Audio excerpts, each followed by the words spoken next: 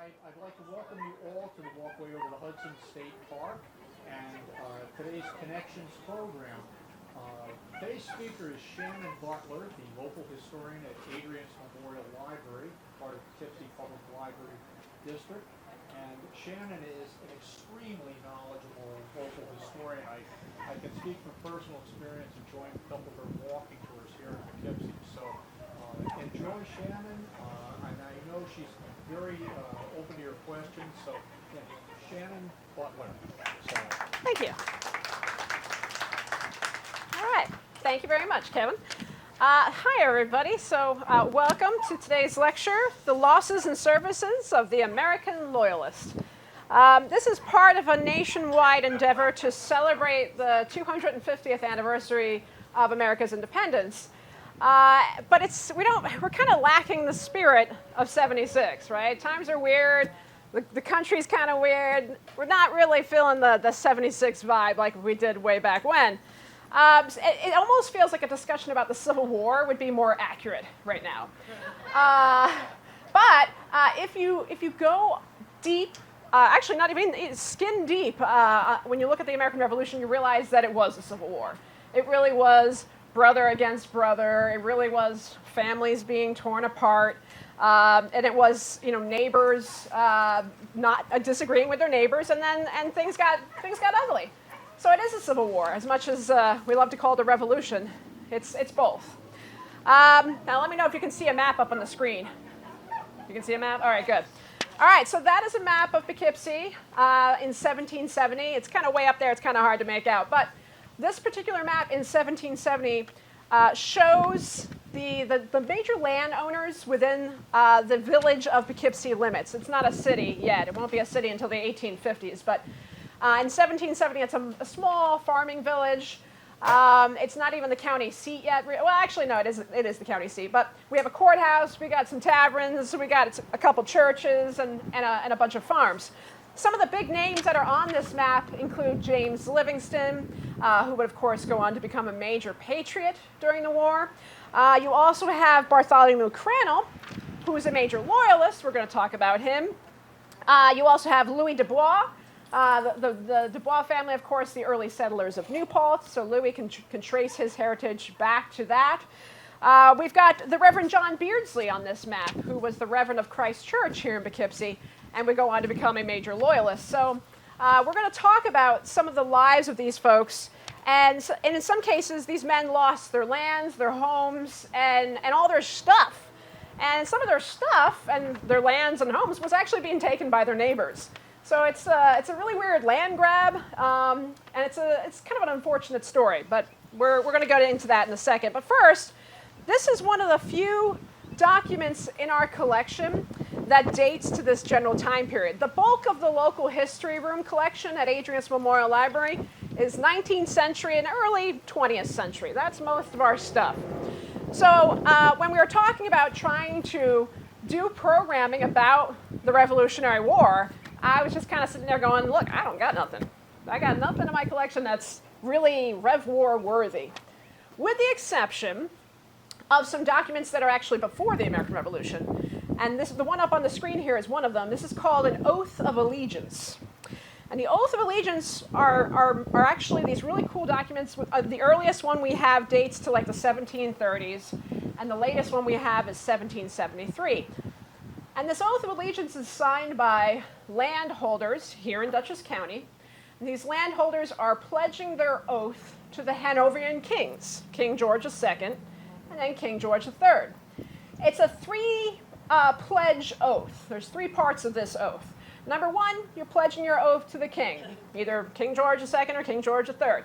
Number two, you are stating that the Stuarts may never take back the throne, right? We don't want those Catholic kings in charge. So that's the second oath. And the oath or pledge number three is that we are proud Protestants and Catholics are, quote, superstitious and idolatrous. So that's the oath. It's God and country and king, right? So these oaths, guys would periodically sign them. They'd come into the town, they'd sign them, they'd go on back to their farming, they're pledging their oath to the king. And these particular many of these Dutchess County residents, the idea of reneging on this oath was just simply unthinkable because they're British citizens. This is their job, right? That changes by the summer of 1775. Some of the signers of the Oaths of Allegiance would later appear on this document that you see up on the screen, and that is the Articles of Association. The Articles of Association is a different pledge which comes out about the summer of 1775. And this pledge, you're proclaiming that you're going to follow the measures of the newly created Continental Congress, right? With the hopes that we can be reconciliated with Great Britain. So they're not talking about separating from the crown at this point. They're just saying we hope to have a reconciliation with His Majesty. The Congress is going to work things out. That's the plan. And also the pledge is to preserve, quote, the peace and good order and the safety of individuals and private property. But as we'll see in this presentation, that last bit, they didn't always care about. We're going to see that very clearly. Oh, and just so you know, signing the Articles of Association, that's treason, right? That's a no-no. Not signing the Oath of Allegiance, signing the Articles of Association is treason.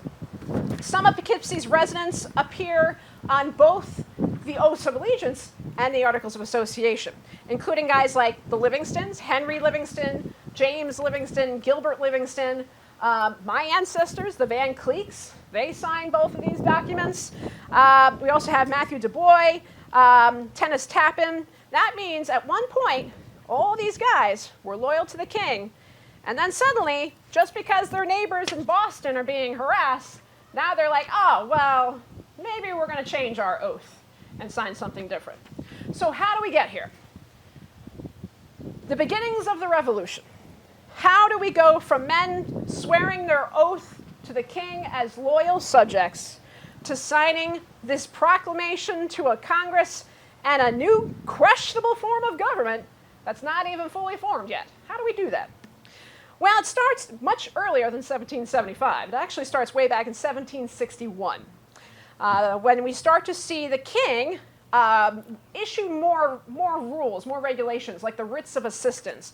The writs of assistance allowed British customs officials to search property, and they were doing this to curtail smuggling and enforce the Navigation Acts in the support of the mercantile system. So they're hoping to stop smuggling, and then what they're doing is they're kind of invading private property, which is not so cool. James Otis argued against the writs of assistance during a court case, Paxton versus Gray, and he gave a 4-hour-long speech back in the 18th century when there's no TikTok or YouTube or anything else going on. So 4 hours of a speech is pretty standard. But during the speech, he utters the phrase, "No taxation without representation." And that phrase, as John Adams would later claim, is the beginnings of the revolution. So, I think we got a political cartoon up there now, yes? Okay. With new taxes being imposed by the king, things got a little more tricky. Taxes like the Sugar Act and the Stamp Act would actually kind of annoy a lot of colonists, of course. This would also further push the movement of colonists into the West a little bit, and the king was trying to curtail colonists from moving out to Western territories. This irritated a lot of subjects when he's saying, look, I need you guys to stay out of the Western territories.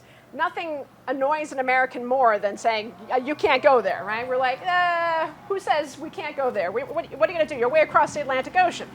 So, as a result of some of these new taxes and political endeavors, you suddenly start to get these new groups popping up in major cities called the Sons of Liberty. They pop up in Boston and Philadelphia and New York. And what they're doing is they're terrorizing the stamp collectors and the tax collectors and trying to prevent them from doing their jobs. They're using violent tactics and threats to prevent these guys from collecting the taxes. Eventually, their work would actually get the king to repeal some of these taxes. So they didn't really last that long, including the Stamp Act. The cartoon that we see up on the screen is an 18th century political cartoon, which I love 18th century political cartoons. If you understand. All right, so this political cartoon is a funeral procession, which is actually showing the British supporters of the Stamp Act. They're all mourning the loss of the Stamp Act, and they're carrying a children's coffin because the Stamp Act was only a few months old, so that's the joke here. But I also love there's a dog up front peeing on the clergy member. There's all kinds of action going on there. There's ships in the background coming back with empty hulls. What's that? Oh my goodness, we're way behind. There it is. Okay, there we go. All right, so yeah, so you've got this whole funeral procession. They're holding a children's coffin. That's the Stamp Act. There's a dog peeing on the the minister up front. If you guys have, how many of you guys have been inside the home of FDR?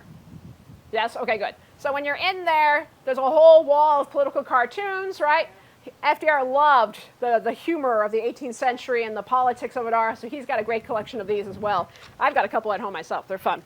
But anyway, this is representing the end of the Stamp Act, which, like I said, only lasted for a few months. But then more acts came along, the Townsend Acts, the Quartering Act, things like that were just really annoying most colonists.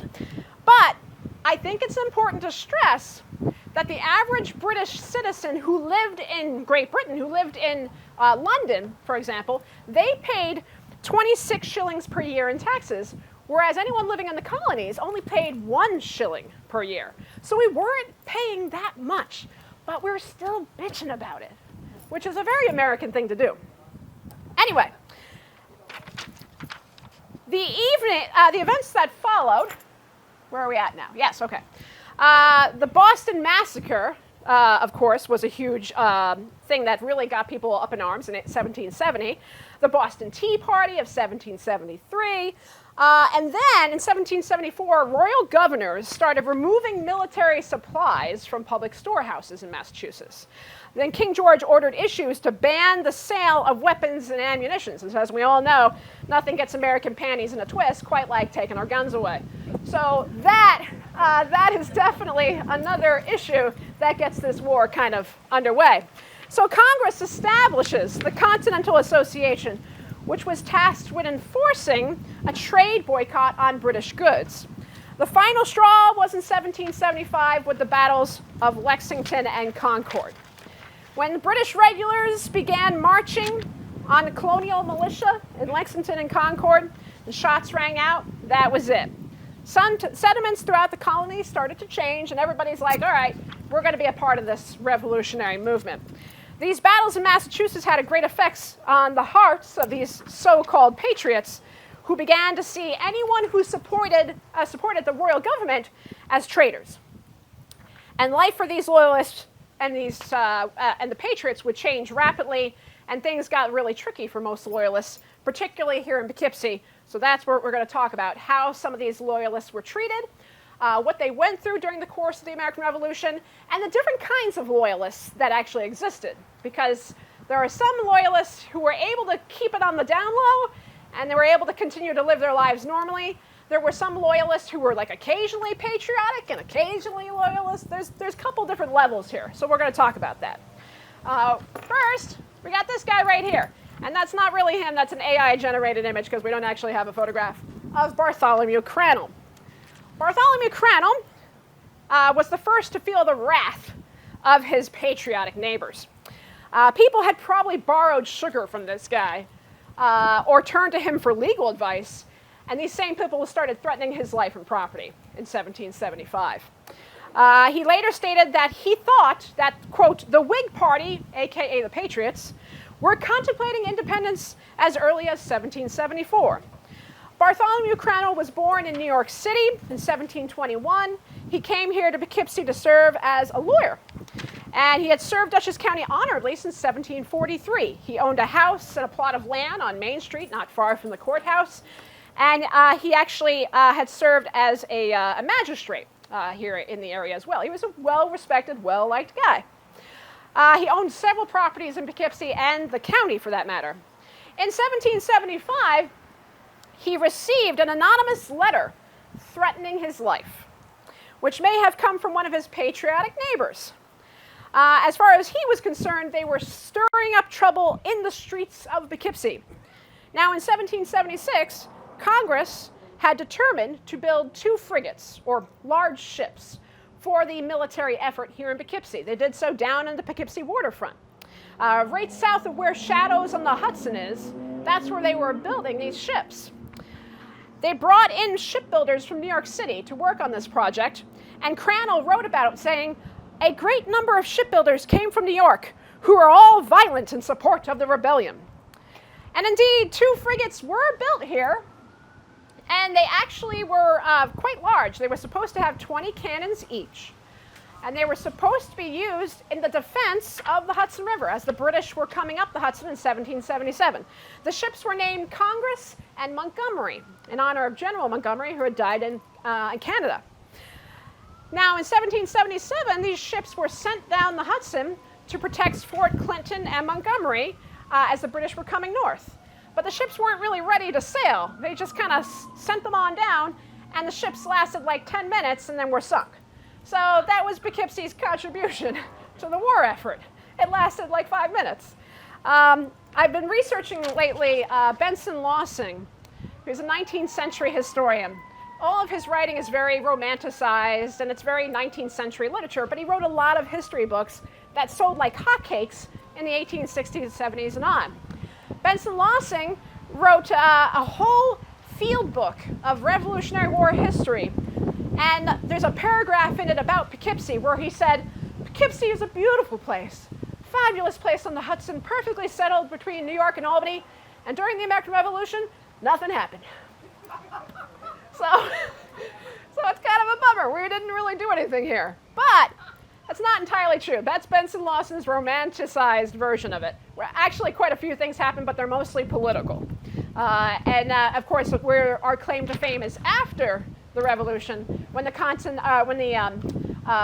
Constitutional Convention was held here, that comes later. But anyway, so our quick effort to build ships and send them down the river didn't really work out quite like we thought. Meanwhile, Bartholomew Crannell's annoyed because all these ruffians from New York City are in Poughkeepsie, and they're raising hell about this rebellion.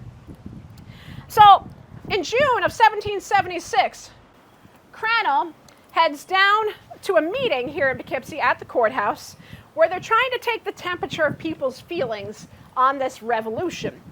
And what happens is Crannell is there to speak in opposition of rebelling against the crown, right? He's very strongly feels that this is incorrect, not something we should be doing. And he found himself immediately being hurled with, quote, "violent speeches against me. I thought it prudent to withdraw and ran to Orange County." Well, they weren't any nicer down there either. Orange County threw him in jail for his beliefs on remaining loyal to the king. So after sitting in the slammer for a couple nights, he makes his way back to Poughkeepsie. But he realizes he's not safe here. So he decides to get on a ship and head south to Long Island, which is under British control. And he's much safer down there. The only problem is his whole family is still here in Poughkeepsie, at his estate. So while Crannell is out of the picture, his wife Trenty and family were still at their home, but they were soon banished from Poughkeepsie. Were pretty much drummed out of town by their neighbors again, and told they weren't welcome back. They did allow his daughter, Catherine, to remain. And the reason for that was Catherine was married to Gilbert Livingston, a patriot. So again, family against family, right? It's a civil war here. So Catherine stays behind, but the rest of the family heads down to Long Island. Bartholomew, later on, wrote in his requests for assistance from the British government, saying that my wife was sent off without permission to take any other of her property, with the exception of one Negro slave, their clothes, and necessary bedding. Which I think is really interesting that they allowed them to take their enslaved person, which is actually a form of property and a very valuable form of property. So the fact that they were able to make off with their enslaved person is quite interesting. But the Patriots would realize their mistake in that, and any future people they kicked out of town were not allowed to take their enslaved individuals. Another local loyalist, Emmanuel Ellerbeck, was originally from England. He had settled in Poughkeepsie in 1774, just as things were getting ugly. Of course, given the fact that he was a true blue Englishman, he naturally sided with the British and was jailed here in the winter of 76 and 77. However, he decided to gain his release by promising to sign up and fight in the Continental Army, and they fell for it. As soon as he was released, he made his escape. He had no plans on serving the Continental Army. He ended up joining a regiment of Loyalist volunteers and served with the British Army for the remainder of the war, and then eventually made his way to Canada, and his sons later on would serve in the Canadian militia during the War of 1812. So he had nothing else to do with Poughkeepsie after that. The Reverend John Beardsley was the first person to call the Glebe House home. And I'm sure a lot of you probably know the Glebe House. It's on Main Street in Poughkeepsie, one of the few remaining 18th century houses in the city of Poughkeepsie. There's only three, actually. The Clinton House, which, by the way, George Clinton never stayed in. The Glebe House, which belonged to Christ Church, and the Freer family home, which is over on Wilbur Boulevard, on the end of the city, south end of the city of Poughkeepsie. Those are the only 18th century houses that we have. Now, Beardsley was born in Connecticut in 1732, and he studied at King's College, or Columbia. In 1761, he sailed to England, because back in those days, if you wanted to be a reverend, you had to sail over to England, and you had to be ordained over there.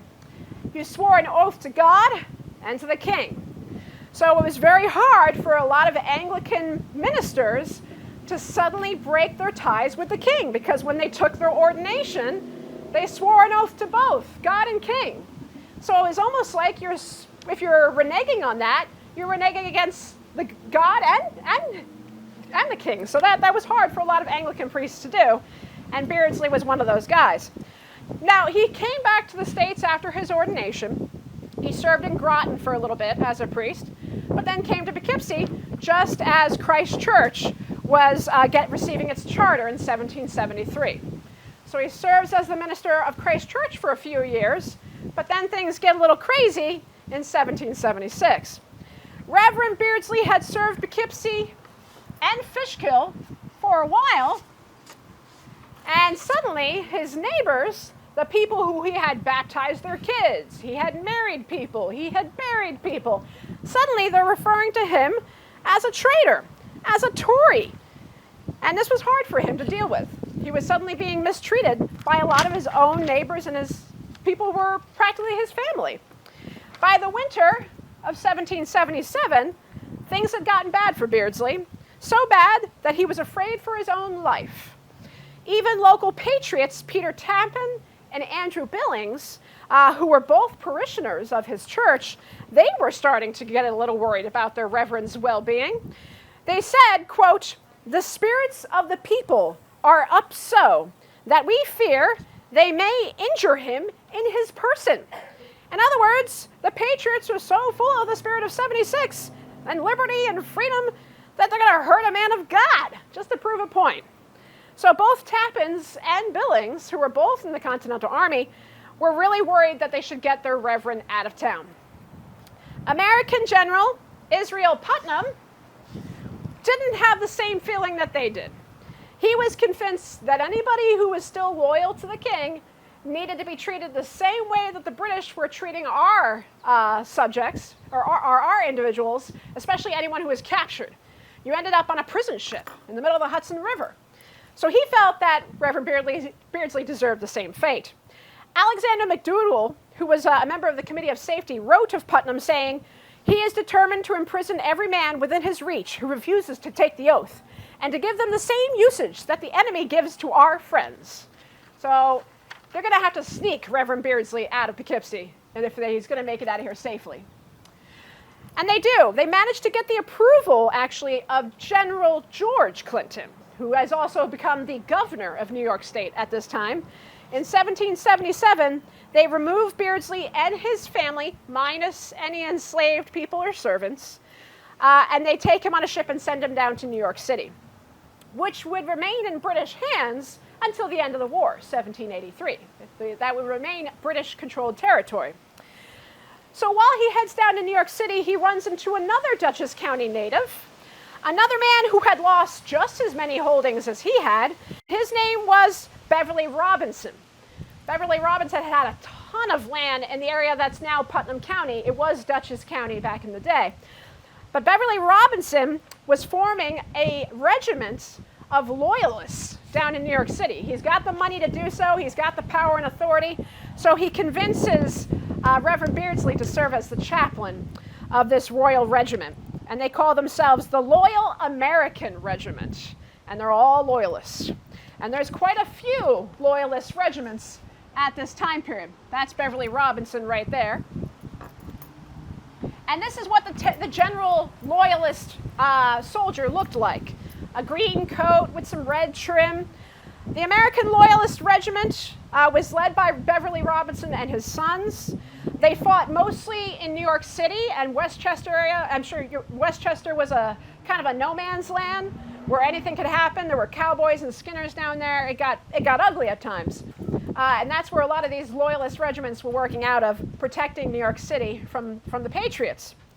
So you had other major Loyalist regiments: Delancey's Brigade, Johnson's Greens, King's Royal Regiment, King's Orange Rangers, the Queen's Rangers, Rogers Rangers, all of these regiments of Loyalists that were formed in and around New York.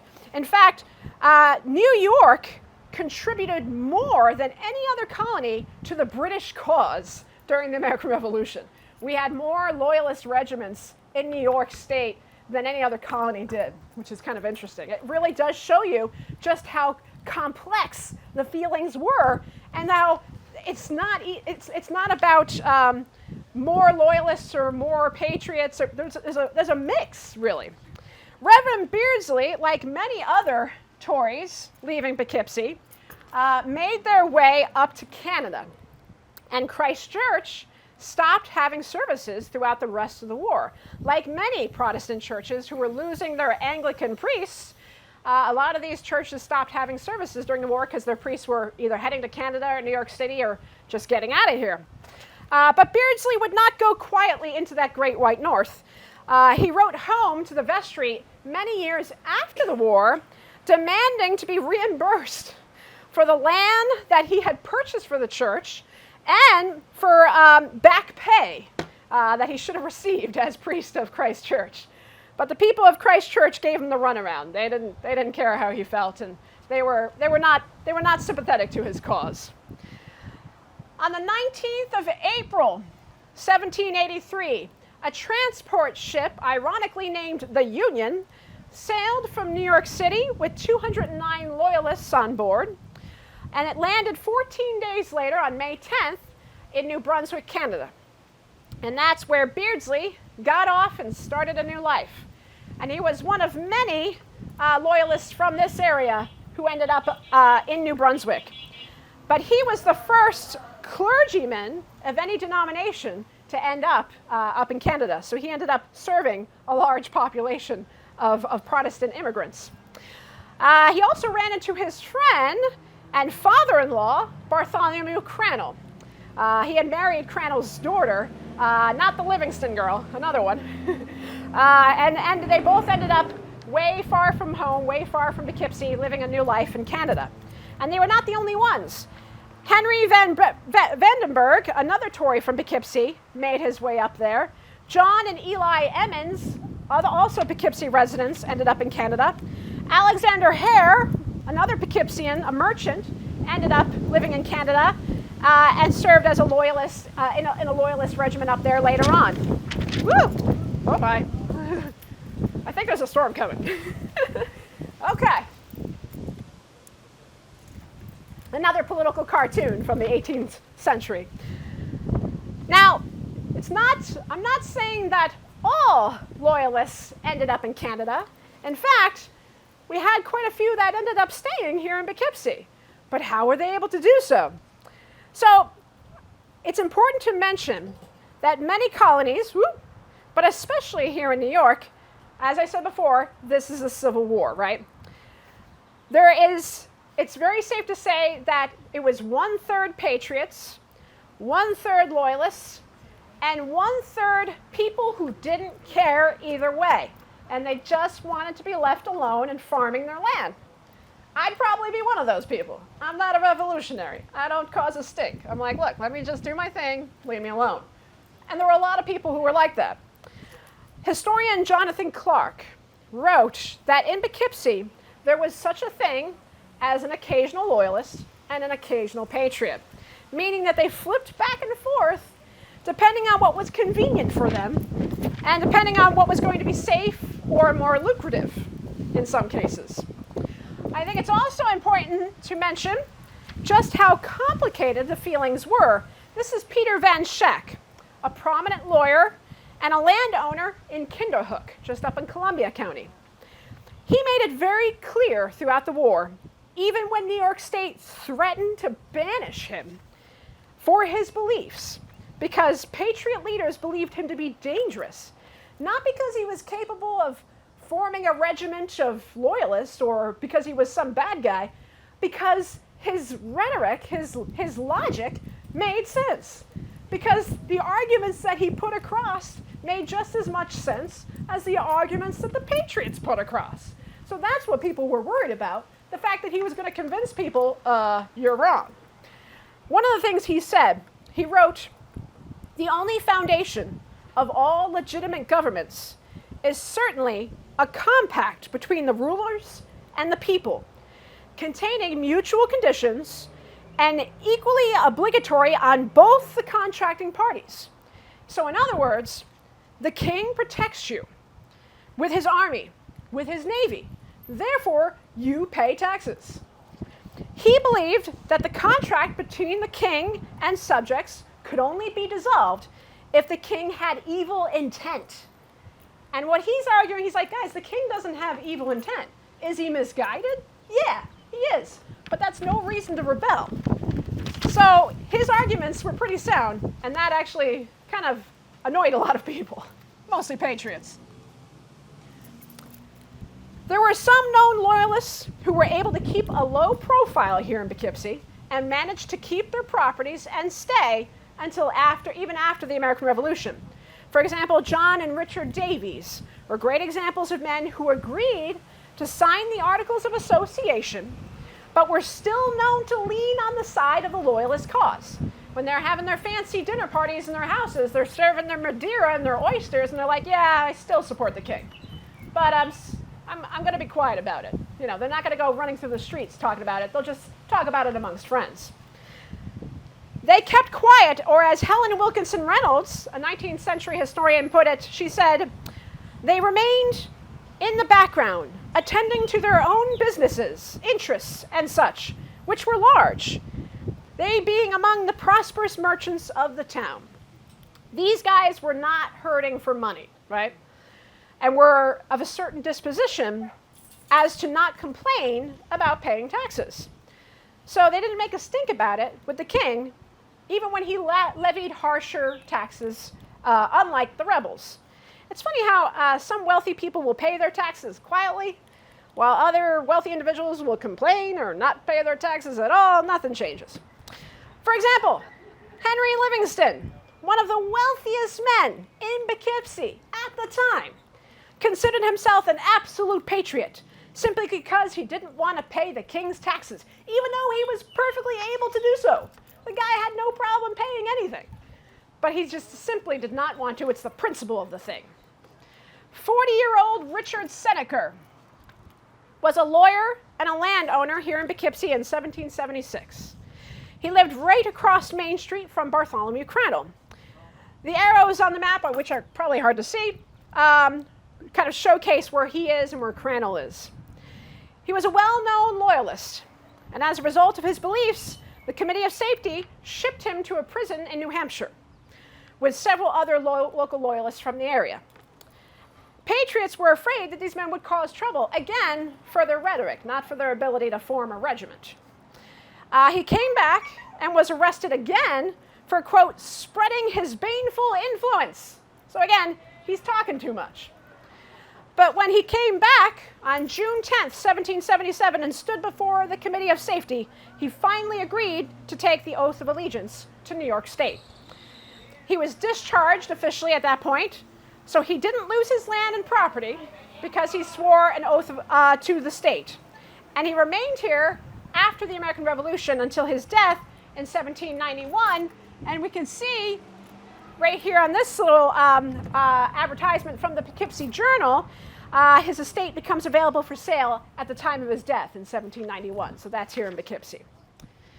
William Emmett was 27 in 1775 and a successful saddler here in Poughkeepsie, and was also a member, again, of Christ Church. He refused to sign the Articles of Association in 1775, but changed his mind in 77 and agreed to pledge his allegiance to the state of New York. However, when he asked General Clinton for a pass to go to Long Island, which was behind enemy lines, his neighbors said, "Don't give him a pass. He's kind of a conniving guy." Peter Tappan said that he was, quote, "a sly, designing fellow, and everyone knows him to be such." So Clinton ended up telling him to stay put. He's like, "Nah, you probably shouldn't go anywhere." So even though he was clearly an occasional loyalist, Emmett didn't cause any issues during the war. In fact, when the war was over, he must have done something to gain the trust of his neighbors, because he was appointed a justice of the peace here in Poughkeepsie after the war. So I guess they forgot about their suspicions to him. The Van Cleek family, aka my ancestors, and I mean, obviously, the look is spot on. The resemblance is so clear, right? But I digress. So that's Baltus Van Cleek. He's my 9th great-grandfather, and he built the first house in Poughkeepsie in 1702. He signed one of the first land deeds in Poughkeepsie in 1697. And no, my family doesn't have any money anymore, so we must have lost it somewhere.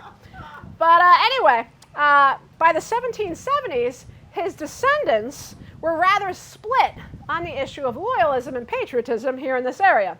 26-year-old, let's see, here we go. 26-year-old Simeon Van Cleek decided that he could no longer live in a place that prosecuted him and his friends and family simply for their desire to remain loyal to the king. This actually came to a head in 1779 when his wife, Celia J. Cox Van Cleek, was incredibly distressed because her brother was getting in trouble for his loyalism.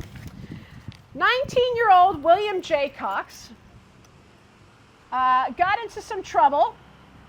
Let's see, here we go. This is Continental money right here, here in the state of New York. William J. Cox, instead of flying under the radar like his sister and brother-in-law, he decided to do whatever he could to bring down the rebellion. Now, granted, a 19-year-old teenager is going to do some dumb things, right? But this is going to get him killed. William J. Cox lived here in Poughkeepsie. He owned property here in Poughkeepsie. He's on the list of Poughkeepsie residents whose property was confiscated during the war. And at some point in 1779, William went behind enemy lines, which is fine if you have previous approval from General Clinton, but he didn't have approval. And then when he was caught, they captured him with, quote, a large amount of bogus American banknotes that he intended to place in circulation behind American lines as part of a British plot to subvert the rebel economy. So if you look carefully at early colonial money, it says very clearly on it, to counterfeit is death. George Clinton, who was serving as both general and governor of New York at the time, was here in Poughkeepsie in 1779, as this was the temporary capital of the state. Kingston, which was the original capital, had been burnt to the ground just a couple years before. So Poughkeepsie's the new capital, and Clinton is here, and they're doing a lot of court cases here. They're finding a lot of loyalists. They're hanging a lot of loyalists here in Poughkeepsie. And they find William J. Cox with this bogus Continental money, and they decide they're going to hang him because he's counterfeiting, and to counterfeit is death. And Clinton receives a lot of letters at his desk from both friends of J. Cox and family members, including one from Celia Van Cleek, who writes, "I humbly beg leave to crave your excellency's pardon for him on account of his youth. So she's like, yeah, my brother is young and stupid. He made a mistake, let him go. Well, William J. Cox himself also begged the governor, sending him a letter where he's basically petitioning, begging for hope that he will let him go. But notice how he doesn't say, I'm sorry. He just says, I'm not ready to meet my maker yet. He doesn't say, I'm sorry for committing this horrendous crime, which is what he probably should have done. General Clinton also receives a letter from Reverend Resnick stating that he wanted the execution to be held off by a day or so that he could attend the suffering soul of Mr. J. Cox, who was apparently in desperate need of his priest. But Clinton wasn't buying it. He wrote back to the Reverend saying that the guards at the jail here in Poughkeepsie had been watching this prisoner and that he was totally fine, he's not soul-searching, and that he didn't want to hold these guards here any longer than was absolutely necessary. They'd already been guarding this prisoner for several days now. And he realized that just holding off a couple more days would allow his friends time to help him escape. So Clinton's like, nah. So J. Cox would not have to worry about meeting his maker alone because he would be hanged with another Tory spy, Isaac Youngs, a, quote, opportunist who used the crucible of war as a pretext for stealing horses. And as a result, the two men met their end together, and they were hanged on April 22nd, 1779 at Forbes Hill, here in Poughkeepsie. Forbes Hill, so it's actually my neighborhood. If you're on the top of the hill where or Union Street and Grand Street intersect, right behind Main Street, right behind the courthouse there, that was Forbes Hill. And that's where a lot of executions took place in the day. And I live right there. So I'm like, every time my friends come over, I'm like, yeah, they used to do hangings here on the street back in the 18th century. There was even a burning at the stake, actually. Yeah, 1775. This one's actually kind of brutal. 1775, they burned an enslaved man at the stake. His name was, well, I'm sure this wasn't his name, but this is what his enslaver called him, his Negro Jam. He burned down the barn of Jacob Van Benschoten. And that's a big name in the area, Van Benschoten. So the Dutchess County Courthouse saw it as arson for an arson. So they burnt this man at the stake at Forbes Hill. But yeah. So it's kind of wild. You wouldn't think that was still happening in this area at that time period. Anyway, so they met their end at Forbes Hill for their crimes against the patriot government. Since Poughkeepsie was serving as the state capital and we had a nice courthouse handy, why not make this the place where traitors go for trial, an extended stay at the jail, and perhaps an execution if warranted?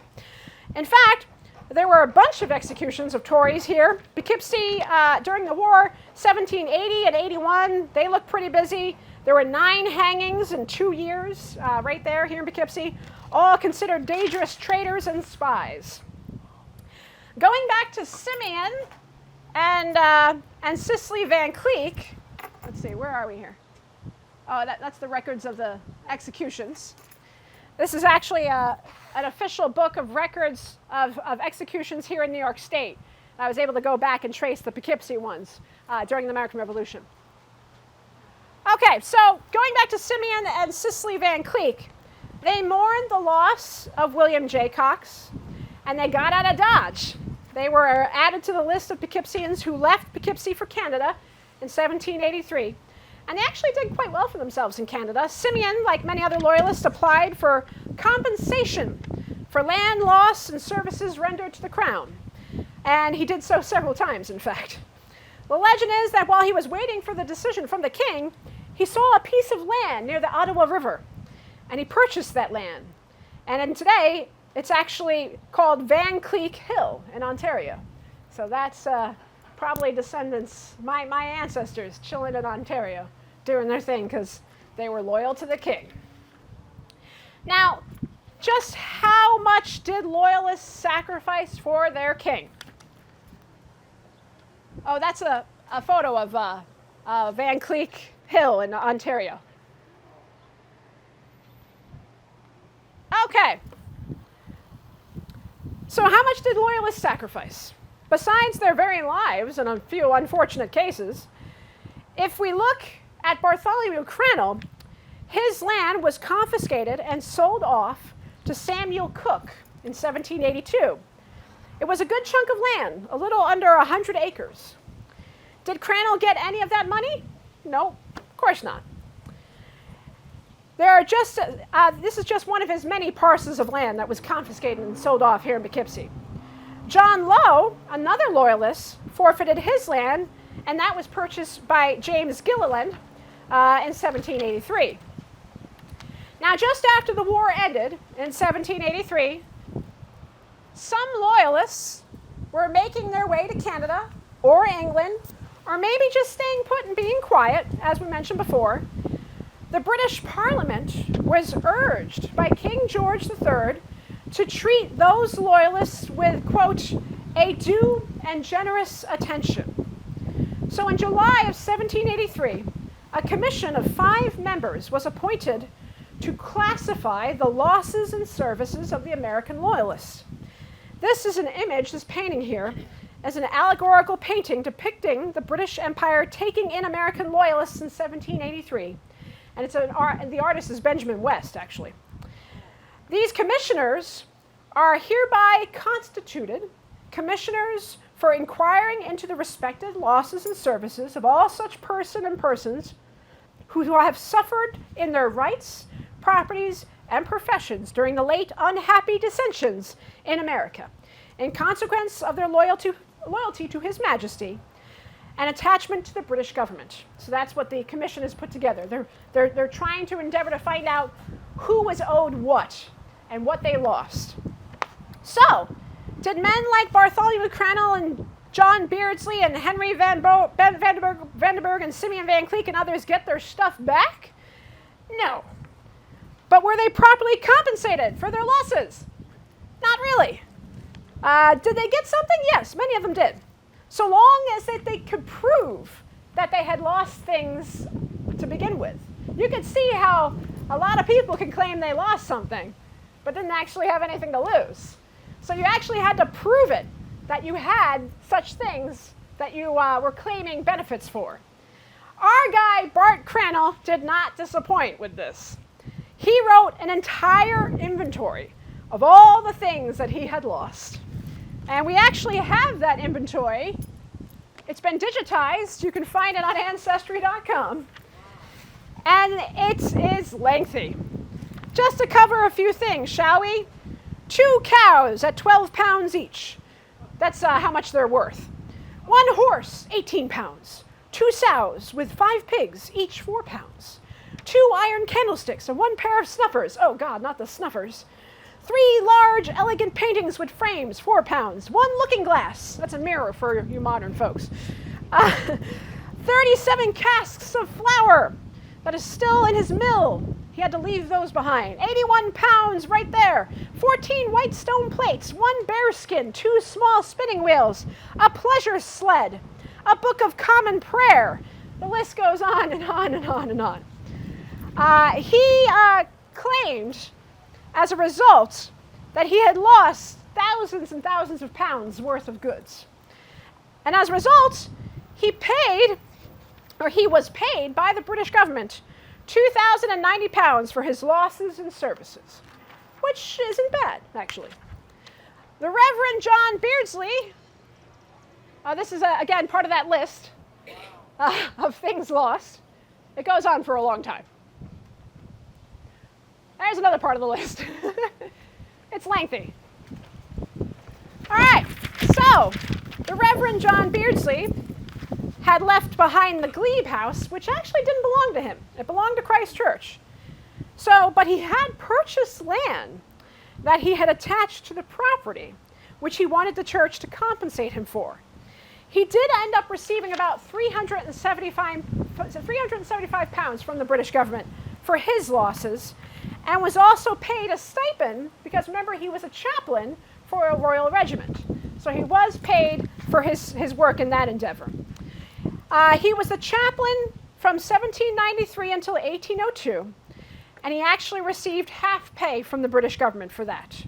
He ended up organizing the first Masonic lodge in New Brunswick. So he's known as the founder of Freemasonry in the province of New Brunswick. In July 1805, he visited his old missions here in Poughkeepsie and Fishkill before his death in 1810 in New Brunswick. We mentioned Emanuel Ellerbeck earlier on, who double-crossed the Continental Army, right? He was sent to jail, and then he was like, oh, I'm going to sign up and join the Continental Army, and then he didn't, and he made a run for it. Well, he put together a very vague list. It says a house, sundry furniture, sundry merchandise, sundry carpentry tools. He estimated his losses at 527 pounds. The British decided to give him 70 pounds for his services. So not everybody got a lot of money for their losses. Historian Esmond Wright, who was a British historian who focused entirely on American history, said, quote, "The Loyalist story is one of human suffering and tragedy. It's a story of people who lost all, a war, their lands, their status in society, and their place in the world. Many ended up on alien shores, starting over from scratch. Even those who stayed back here in Poughkeepsie were left with a country that they did not recognize. A Whig world and a new government being formed right before their eyes. And eventually, more taxes than the king had ever imposed." So that is a brief story of the Loyalists of Poughkeepsie.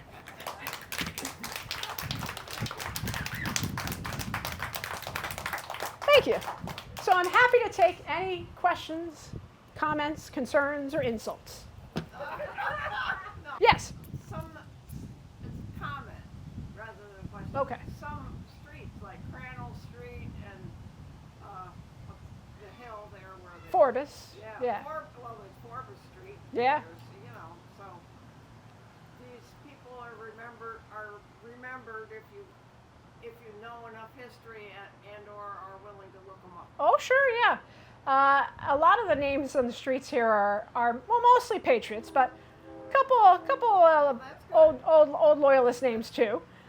Yeah, and I think a part of that, again, is that some of these families, like I said, split. So there were a couple of Crannells that were still around that were patriots.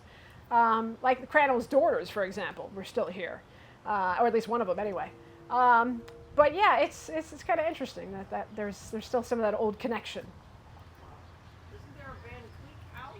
So there is a historic marker on a building. So the Van Cleek house, which stood on Mill Street, across from what's now the Italian Center, the old Italian Center.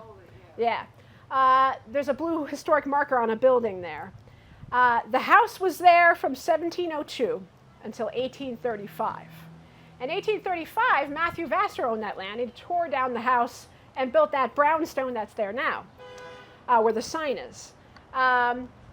Benson Lossing, who was a 19th century historian and engraver, ran over to that street and sketched the house before it was lost. So we do have that. And we also have the stone Linton stone that was above the doorway from that house. That's in the collections of the Dutchess County Historical Society. And it has the initials of Baltus Van Cleek and his wife Trenty Van Cleek on it. Yeah, it's pretty cool. Any other questions? No? You guys are easy. All right, cool. Well, thank you very much for coming. I hope you enjoyed.